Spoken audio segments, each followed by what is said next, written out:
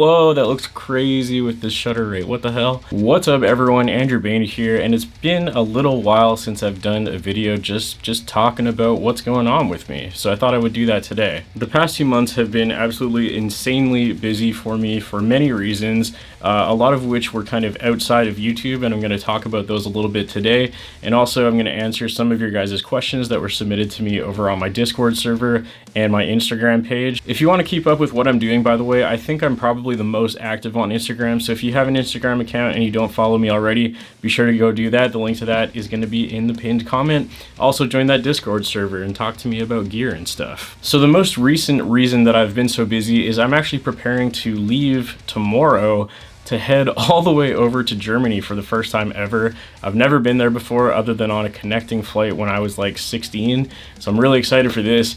And the reason I'm going to Germany is even cooler. So a fellow YouTuber named Henning Polly basically made his own version of a gear event called 42 Gear Street, and he's done this event 3 other times, and this will be the 4th time. And luckily for me, I'm very honored to have been invited to this event, and I said yes because it sounds like a lot of fun. So if you've never heard of 42 Gear Street before, basically what it is an event by YouTubers for YouTubers, which sounds pretty awesome. Basically, Henning has taken it upon himself to directly talk to a bunch of awesome brands and convince them to come over to his house in Germany. And basically what he's done is he's converted his house and the neighboring houses in his neighborhood into basically fully fledged video studios.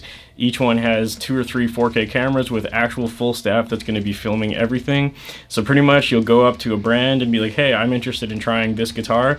You take the guitar, you go directly into one of the rooms, and people are in there to film you, and you basically make a video, gear, demo, whatever you want on the spot, just like that. It sounds absolutely awesome.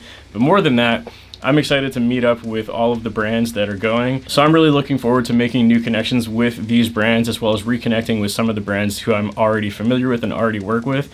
There's a bunch of awesome ones going who I've never worked with before that I'm really looking forward to, such as Ibanez, Harley Benton, Blackstar, to name a few. All of those are going to be on the screen right now. There's also a bunch that I already work with, like Lewitt Microphones, Rev, and a few others. And the other awesome thing about this event is it's actually kind of ironically lonely being a YouTuber, at least it is where I live, because I don't really know many other people who do what I do in my area. It's just not that common of a thing. So it's going to be really awesome to also meet all the other fellow YouTubers at this event, maybe make some videos with them. So, you know, let me know in the comments if you have an idea for something you would like to see with any of the brands that I showed on the screen or any of the other YouTubers who are going. There's a bunch of people within the metal scene too, like Glenn Fricker, Christian Cole, and a few others. So yeah, just let me know in the comments if you have any ideas or anything you'd like to see. The other reason that I've been so busy lately is actually because of my band Carcass. We just played 2 festivals almost back to back with only a week apart between the 2. So that took up a lot of time in July. They were a lot of fun and a huge success. The 2 festivals were Armstrong Metal Fest and Loud as Hell in Drumheller, Alberta. We have played both of these festivals before in the past with our previous band Galactic Pegasus, and it felt incredibly rewarding to play them again as Carcosa for the first time. It's one of the things that has truly made me feel like we are, you know, actually doing something cool and progressing in the music industry. Like I was saying with being a YouTuber, with Carcosa, it's also a little bit weird because we haven't really played that many live shows. Most of our presence and work has been on the internet. So other than playing these handful of live shows, we kind of don't really know how we stand in the real world of music, I guess you will. So playing these festivals was an awesome experience for us, and it was really hard. We played an hour-long set list, and I have never done that in my life before, and I never want to do it again because that shit was exhausting. But I'm just kidding. But all jokes aside, it was truly an awesome experience. We almost got our festival in Drumheller canceled, and I'll show a little bit of that on the screen here. Basically, the day we got there, there was a severe wind and lightning storm that hit around 8 or 9 p.m. and we were slotted to start at 11 p.m. So what they essentially had to do is basically tear down the entire festival for about an hour and a half. And that was very stressful because, you know, that festival is about a 14-hour drive from where we live. So we had driven all the way there, and then when we got there, we weren't even sure if we would be able to play. So we kind of sat in the green room for an hour, just like, oh God, is this going to happen? And luckily, the weather cleared enough that the festival runners felt that it was safe to continue, and they basically rushed to put everything back up as soon as possible. Unfortunately, one of the bands dropped, and then the two bands before us had to shorten their set list a little bit. So thank you to all the festival runners, Jeff Burry and etc. for making that happen, and of course the other bands for being willing to play ball, shorten their sets a little bit so we could still play. It is much appreciated. But with all that being said, we have an absolutely insane story, and something we'll never forget, that's for sure. And then the last thing I wanted to mention before we move on to your questions is, speaking of Carcosa, we also have a bunch of leftover merch from these two festivals. So if you're interested in any of the merch you can see on the screen right now, go check that out. The link to that's also going to be in the description and the pinned comment below. Okay, so with all that being said, I'm going to answer some of your guys' questions right now. The first one comes from Blender Noob 64 over on my Discord, and they ask, it seems like Canada is doing big things when it comes to heavy music as of late. Carcosa, Counterpart, Spiritbox, Brand of Sacrifice, etc. How does it feel for Canada to get so much press in heavy music in a genre dominated by American acts? Well, yes, it definitely feels crazy to be in this wave of Canadian heavy music, I guess you could say. In my opinion, Canada has always had amazing heavy music, but as you kind of mentioned, they do kind of get overshadowed quite often by American bands or even European bands. Canada just isn't super well known in the global scale for heavy music necessarily, but we've always had really good bands. But yeah, lately with bands like Spiritbox and the other ones you mentioned, it definitely seems like Canada has kind of reached a new level of notoriety, I guess you could say, within the genre, and it's super cool. I don't really know how Carcosa fits into all that. I don't think we're that big, but I appreciate being mentioned even in the same sentence as all those bands. I love all of them. So I guess the answer is, it feels amazing, and I'm just happy to be here. The next question comes from Anthony Fennick, and they ask, what has been your favorite single/album of 2022 so far?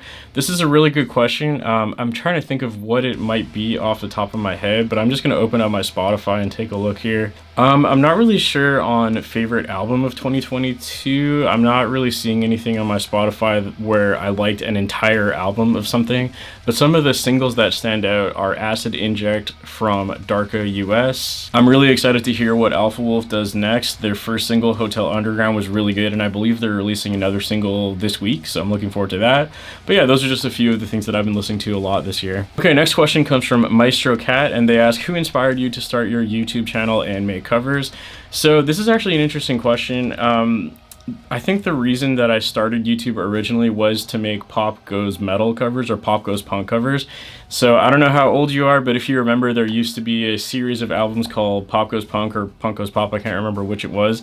And basically what it was some of my favorite bands or the biggest bands in the scene at the time who would basically do, you know, like metalcore covers of pop songs. And I always thought that they were really, really cool for some reason. And then when YouTube came around, I actually saw Druce of Stalin, who is still around on YouTube, doing pop metal covers as well, and I thought his were really cool. And I didn't really realize until that time that like you could just do it by yourself. You didn't need to have a band.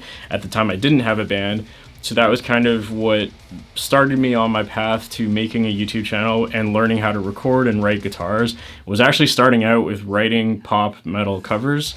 And I don't really do those too much anymore, unfortunately, but that's kind of the bread and butter of how my channel started back in like 2011 or something like that. And then also, yeah, just doing covers was a way for me to practice guitar as well as practice learning how to record, mix, and edit. So it was kind of just like a public portfolio of me figuring shit out. I never necessarily intended for it to become my full-time job, or I didn't even know you could make money off of YouTube. That's how long I've been doing it. Like I said, it's been like 10 years, more than 10 years. And originally I was just doing it for fun. And then once I had a couple of videos start to go viral, I kind of realized like, oh, okay, well, you know, you actually can make money here. Maybe I should take this a little bit more seriously. And then many, many years later and much trial and error, I kind of finally figured out how to make enough money to make it my job. And here we are. Okay, next up we're going to do some questions from Instagram. The first one comes from Jonas GE, and they ask, how long have you done screaming vocals? So I've technically done screaming vocals since I think 2012 or so.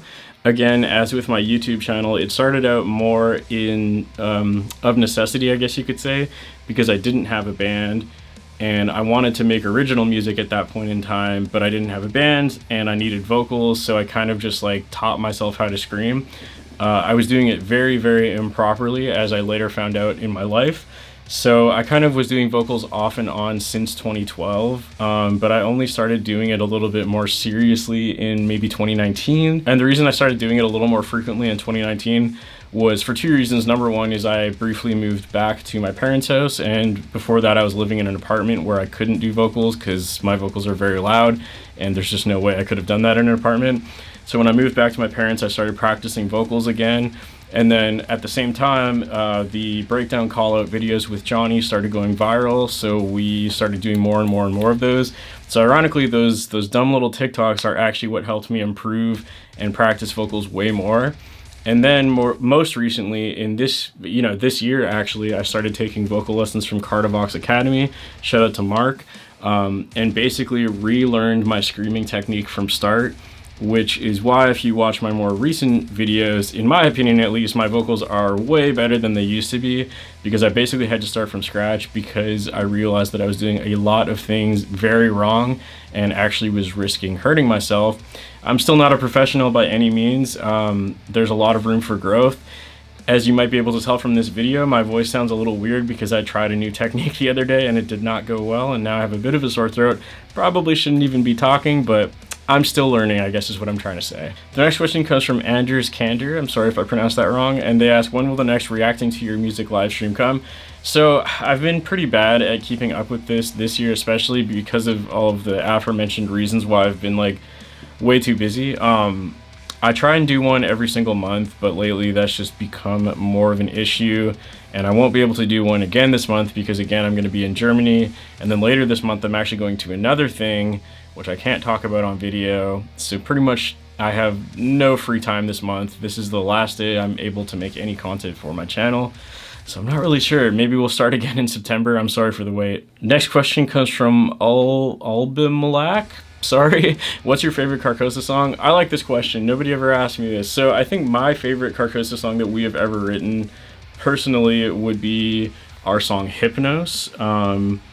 That was one of the last minute additions to our anthology album. We wrote it really, really quickly, but in my opinion, I think it ended up being one of our best songs. So I would choose Hypnos or more recently Nihilus. But I like all of our music, obviously. Okay, and that's going to do it for questions and also going to do it for this video. Again, thank you for watching these. I never expect them to do super well, but for those of you that are interested in what's going on with me, I appreciate you taking the time to watch, and I appreciate you taking the time to ask questions, not answer questions. Obviously, I didn't get to answer all of them in this video, but you know, every once in a while, I'll throw up a notification on Discord or my Instagram telling you guys to ask me questions for being in a video like this. So if that interests you, again, go join the Discord server and or follow me on Instagram. So yeah, that's going to do it for this video. Thank you once more so much for watching this video. I can't wait to go to Germany and come back, hopefully really inspired, meeting new friends. I'm just super excited for all of that. And I'll come home with some cool new videos with some cool new gear and maybe some new connections, which means even more gear in my basement. I don't know where I'm going to put it all, but I'll figure it out because I'm addicted to gear and I always want more. Thank you guys so much for watching. I'll see you later.